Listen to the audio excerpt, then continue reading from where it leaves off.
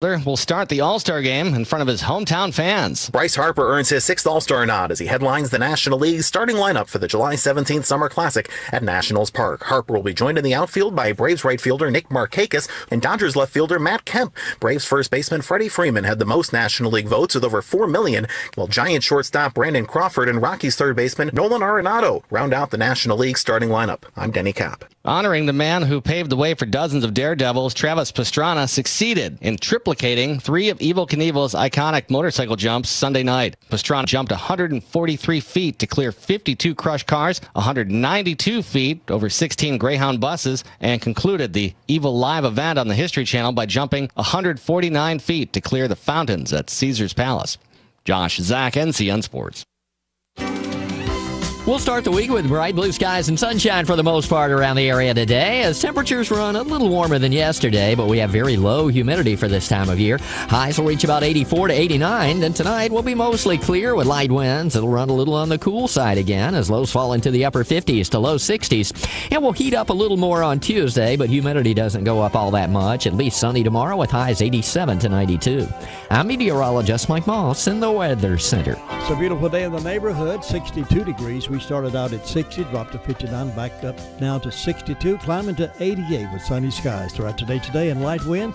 Tonight dropping back to 66 for the overnight low. Another beautiful day tomorrow, mostly sunny with highs around 91. The rain comes back to the forecast starting Wednesday with light chances of rain Wednesday through Saturday of this coming week. But we can embrace the day, right?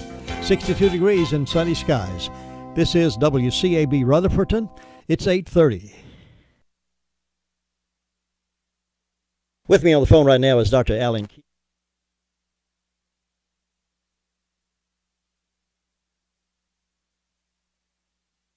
It's time now for Word of Faith Speaks Out. This program brought to you by Word of Faith, sponsored by them. Live in the studio, here is Word of Faith.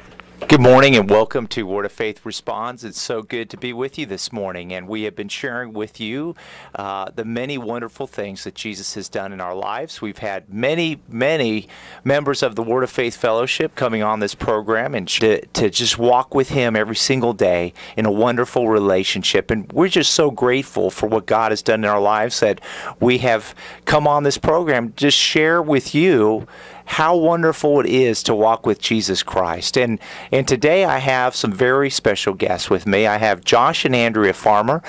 They're actually my law partners. We all practice together in Rutherfordton at Farmer Morris Law. We have several other attorneys that have actually been on the program as well. And it's really an honor for me to have them with me today. They are very special to me. We're really much more than law partners. We're really family. I look at them as like your family. I couldn't trade it for anything else, and they're really just very dear people to me. And so they're here today, and they want to share with you the wonderful things that Jesus has done in their lives. They've been at the Word of Faith for many years. Actually, both of them graduated from the Word of Faith Christian School, and it's really been one miracle after the other that they have seen in their lives. We went to law school together at Chapel Hill, and we're at the same house together, and actually that was a special time as well. As difficult sometimes as law school could be, I know that with them there, it made it easier for me, definitely, especially Josh and Andrea could help me with things, and so they're just a real special blessing. So we're going to actually start with Josh. So Josh, go ahead. Good morning, Mark. Thank you very much. I really appreciate the opportunity, Mark and Jim, to be here with you. Good morning, everyone in Rutherford County. I just really appreciate the opportunity to share with you and open my heart a little bit about my life and what Jesus has done in my life. I've thoroughly enjoyed hearing Mark hosting this program over the last 6 months, and I've been amazed. There's many times I've learned things about folks that I've known, but I didn't learn some of their background until I heard it on your show. Uh-huh. So, when I was praying last night, and I was asking God, what would you want me to share? And I really feel like the part that I'm supposed to share about my life is very much about the keeping power of God, His protection that has been on my life in many aspects ever since I was a child, because there were several different times that the devil wanted to kill me as a child, even before I was born, when I was born, after I was born. And through, really, God has saved my life in several different circumstances. And I am here by His grace and mercy. And that it's amazing as I think back upon it. So, starting back before I was born, my parents were they lived in Hendersonville. They got married in 1972, and they had always grown up and were in church. They were routinely attending church, but they didn't know Jesus the way they know Jesus now. But there was a place in both of their hearts where God began to draw them. My father was a contractor. My mother was a school teacher. Is still a school teacher. So when she was expecting me in early 1977, she was a home economics teacher at Rugby High School in the sort of toward the Mills River area on the other side of Henderson County, and she was teaching 7th and 8th and 9th graders home economics. So she came back into her class one day after visiting the lunchroom, and there was a home economics lab that they were in, and she had a small glass of sweet tea with her, and she had a group of students there, and she said, I guess now, to move ahead, it's toward the end of the period, the students are waiting on the bell to ring, and she takes a sip of this sweet tea that she'd brought out of the lunchroom, and she said, it just burned, and it burned all the way down. And just to step prior to that, this was a new school. My mother had made the acquaintance and friendship with a couple of other teachers there, and one teacher in particular had come to my mom to pray for God's will for what's going on in our school. So after this had happened, when my mother took this drink, she immediately went to this particular lady and said, please pray for me. I don't know what just happened, but I'm concerned that something very serious happened. I took a drink of something and something is really wrong. And so she was, at that point, she was expecting me. She was about 2 months along, and the lady prayed. And my mother says, she said, I can't explain what happened other than obviously we know now what happened. I mean, it was the healing power of God. But she said, I could just feel a tangible peace on the inside of me as my friend and I prayed. And so later, she went back to class. At that point, after just feeling a peace on the inside, she went back to class. She called my dad at the end of the school day. My dad said, go see your family doctor. So she went to see her family doctor, a fellow named Dr. Strickland, and he wanted to pass it off. He said, Diane, if you're in a food lab, my mother's name's Diane, father's name's Ray. If you're in a food lab, I'm sure it's just some sort of spice. You don't need to worry about it. Here, let me just throw that out, because she had kept the sample of the drink. And she said, no, I don't feel like I'm supposed to do this. Went home, talked to my father, and he took it to law enforcement at that point and explained what happened. So they sent that sweet tea to the state lab and discovered that it had cyanide in it. And there was enough cyanide in that remaining glass of tea, maybe about a third or a half of a cup, to kill 15 people, they said. So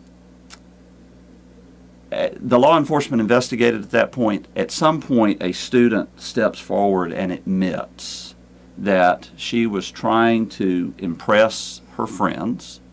Her father was a gunsmith, and cyanide is used in some applications for cleaning metals and cleaning guns.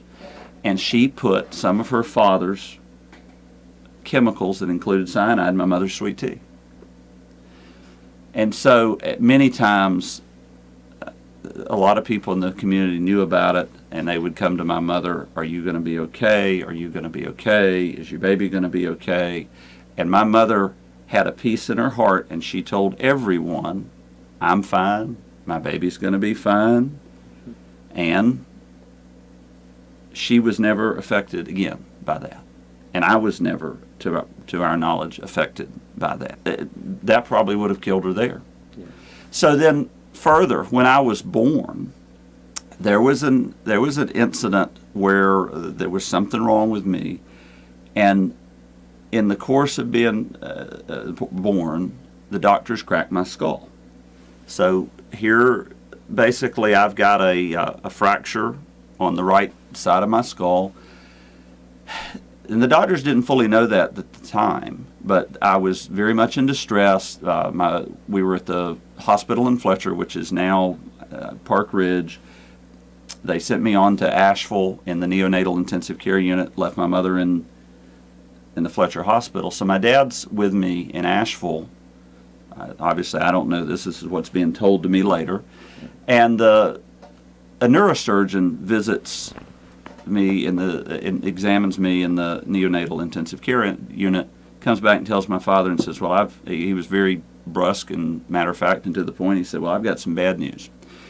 Your son he's had a fracture in his skull. It has come into the orbit of his right eye, so he's going to have eye problems. But worse than that, he's going to be retarded. He's really never going to amount to anything.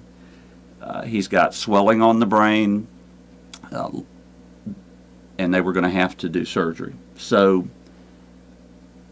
the doctors later, within a few weeks, put a shunt in the back of my brain to drain off spinal fluid. And then later that had to be revised. There's a tube that drains into my abdominal cavity, and so that had to be fixed several months later. I did have some difficulties with my eye. I can't look up or down with my right eye.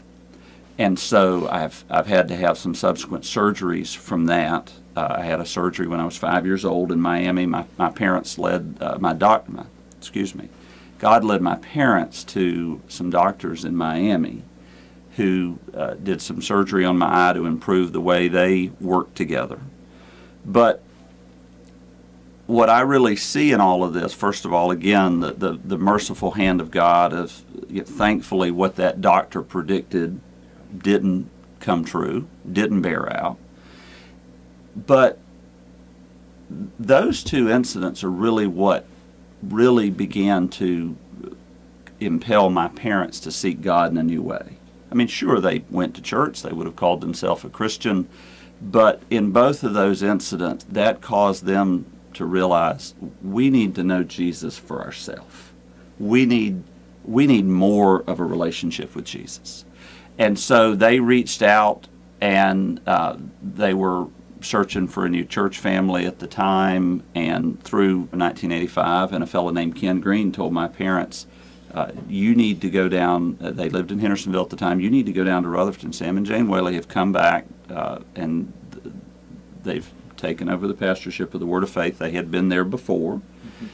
And so we started coming to the Word of Faith in December of 1985. I would have been 8 years old, and that was just a few months after Sam and Jane came back into the county. And so one thing I can say, I've been a member of the church for nearly 33 years now. And it amazes me to hear some of these crazy allegations that people bring, because that is not the church I go to. And I've been there since 9 to the beginning. But, another part of this that I wanted to share was, so I grew up, then after moving down here, we moved down in 1986, attending the church. Attended the church's school that we started in 1989, so I attended that from the 7th grade to the 12th grade. But one thing that I've learned in my life, and you got to have a personal relationship with Jesus for yourself. So I can't make it to heaven. You can't make it to heaven. None of us can on the coattails of our pastor or our parents or our grandmother, or maybe that aunt that knows Jesus. I mean, we've got to know Jesus for ourselves. And so there was a period of my life when I was a youth. I grew up in the church, went to church every day. Certainly would have said I'm a Christian, but there are parts that my heart began to grow cold in certain things, or my heart began to be pulled away.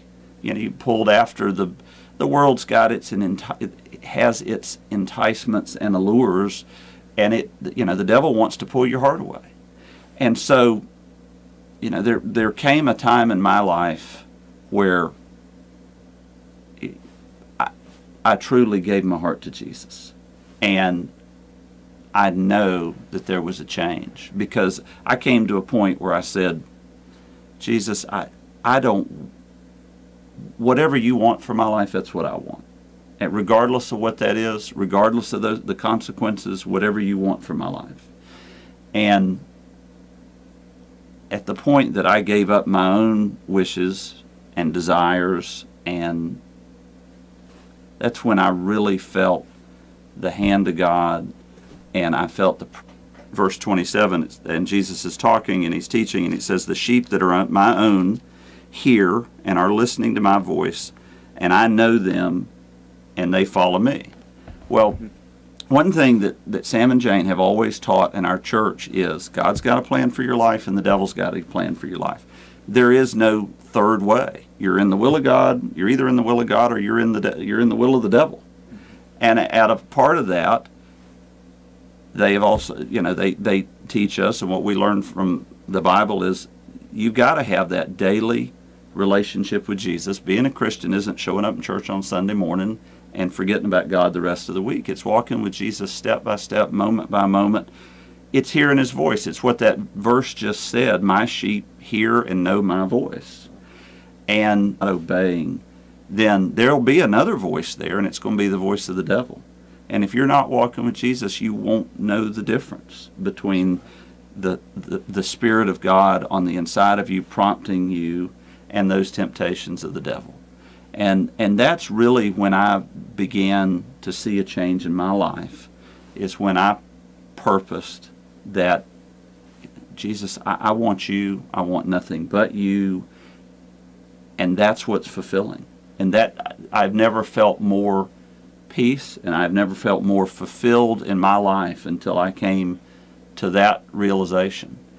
But, the other thing I wanted to mention with regard to Sam and Jane Whaley in the church, and I've heard my dad say it many times, they're not gaining anything out of this. They're following the voice of God. They're helping people, but they're not in it for their gain. Yeah, I represent the church. I've seen the books. Sam and Jane Whaley aren't getting rich out of this. This has nothing to do with money. This has to do with the call of God on their lives, as God has shown them to help people. And they have helped people regardless of their station in life or what they have. My parents, we came down here from Hendersonville when I was young. We didn't have any money. And this church family did nothing but open their arms to my family. And they've become my family. And that's just like Mark's become my family. That's right. So I appreciate the opportunity to be here with you. Later, God gives me a wife, a very sweet, precious wife that we've now been married 20 years. And God brought her here from Tulsa, Oklahoma. And I'm very grateful for that. And she wants to share some as well. Thank you. And thank you very much, Rutherford County, for listening. And thank you, Jim, for having us this morning. Just wanted to share a little about my life. I am from Tulsa, Oklahoma. I was born and raised there. I ended up moving here when I was about 17 years old. But even the circumstances around my birth were miraculous. My parents got married, and pretty much right away they wanted to start a family. But my mom had some problems, and they were told that they would never have children. They went to doctor after doctor. They had procedure after procedure, and eventually they were told it was not possible. It was not physically possible for them to have children. So they proceeded to adopt 2 children, my sister and my brother. And after, thinking that their family was complete, 17 years later, I show up, so to speak. They end up expecting and having me. And so my sister's actually 14 years older than I am, just to give you an idea of how much age difference there is there. But really, the thing that always spoke to me when my parents would tell me that story is I could really see how my mom was like Hannah in the Bible, where she cried out to God to have a baby, to have a child, and God gave her Samuel, and God heard her cry and answered her prayer. And I know my mom was very, very much like that. My mom, even raising me, she always raised me in the things of God. Yes, we went to church, but even outside of our own church, we were always going to prayer meetings or having prayer meetings in our home, or there was always a place in her heart where she really was seeking God and seeking God's will for her life and for my life too. She always had me in the middle of everything. I can remember being a young girl going to Friday night, we called them Friday Night Holy Ghost meetings in Tulsa that actually Sam and Jane led, and being a little girl there, and we never missed one, and dancing across the front and getting up and singing in front of everybody just as a young child. I always had a place in my heart for God. But to kind of go back a little bit, because when my parents found out that they were expecting me, the house they lived in was not big enough for another child. So they ended up moving across town to a completely different area of Tulsa. And about the time that they moved into this new neighborhood, Sam and Jane also moved into this neighborhood. Sam and Jane Whaley. Sam was there teaching in a Bible school at that time. And they ended up living 2 houses down from us. And so we were neighbors. They became very, very close friends. Their daughter Robin used to babysit me.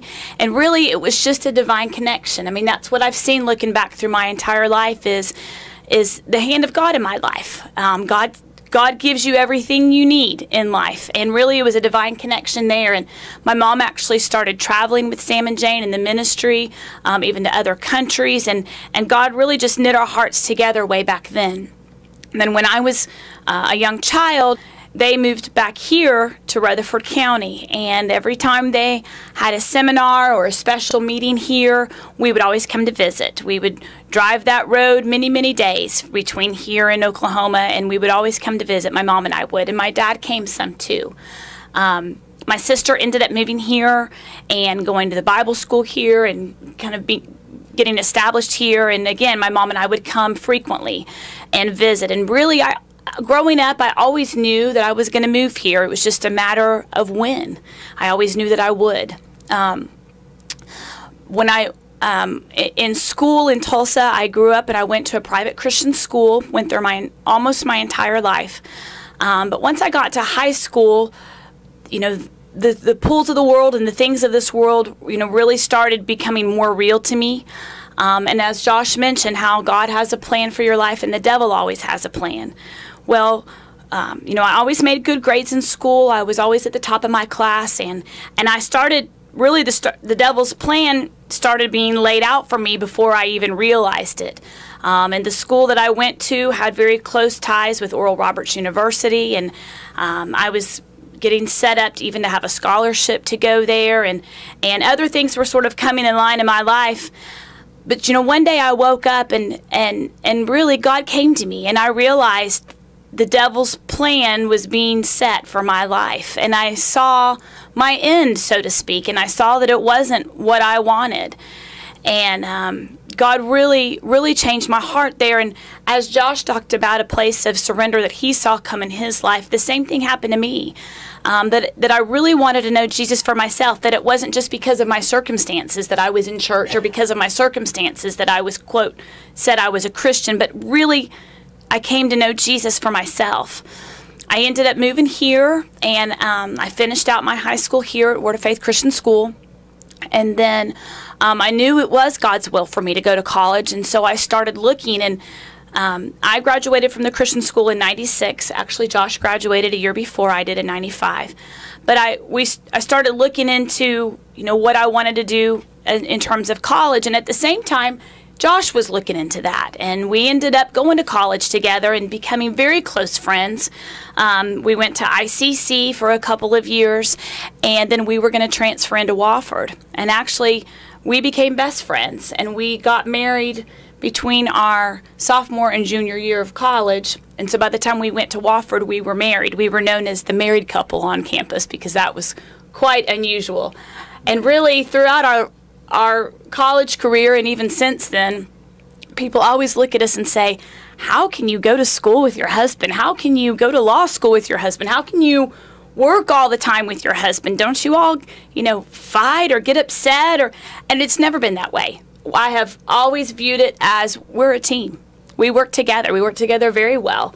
Things I miss, he's there to help me. Things he misses, I'm there to help him. And that's how it always was, even in law school and ever since. We work very, very well together, and I'm very grateful and very blessed to have him by my side.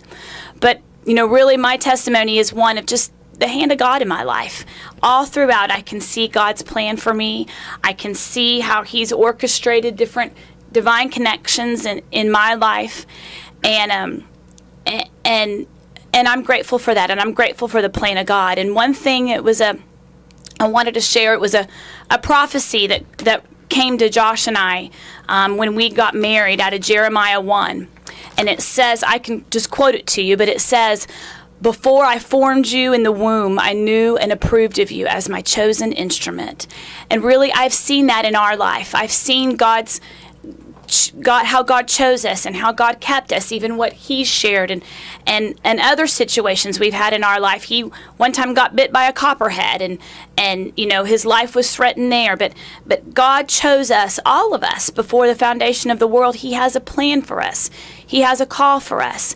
And also part of that prophecy that God gave to us, God told us, like Moses, where he could have chosen the wealth and the fame of Egypt and the things that the world had to offer him in Pharaoh's kingdom, but instead of the fleeting enjoyment of a sinful life, he chose the contempt and shame born for Christ as greater wealth. And really, that's what Josh and I have chosen in our lives.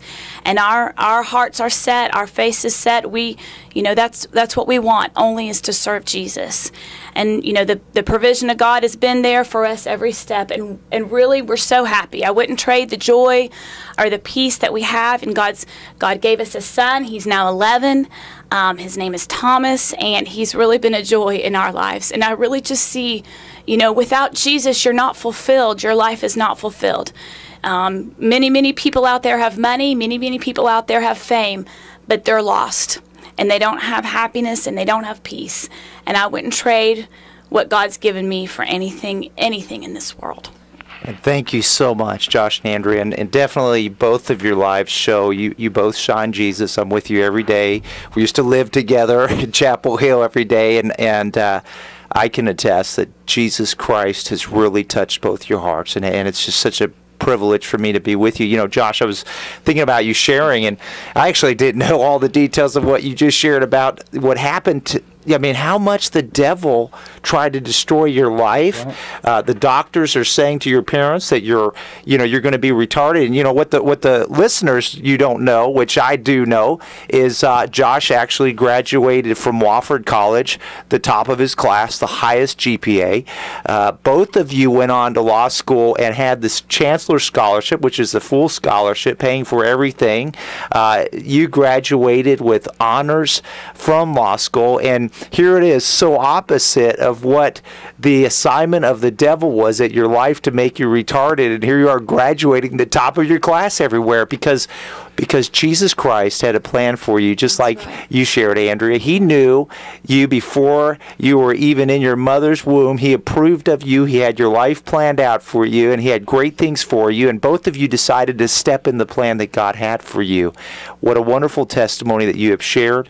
And, I just want to encourage everyone. It was so important what was shared today about relationship with Jesus Christ. And we've shared with you on this program so many times, but as you just heard today, you can't rely on anybody else. It's got to be a personal relationship between you and Jesus Christ. And that's what God wants for all of us. That's what he has for all of us, because he loves us so much that he wants to know us personally. He wants us to know him personally. And that's what you heard today from Josh and Andrea, where they have learned to know Jesus Christ personally. And I just encourage everyone, that is the plan that God has for all of us before we were ever born. So we thank you again for listening. We are here Mondays, Wednesdays, and Fridays, 8:30 to 9 a.m. We hope you have a great day. Variety makes radio listening a pleasure. We have it. News, weather, sports, talk shows, today's country hits, and yesterday's memories. WCAB Rutherfordton.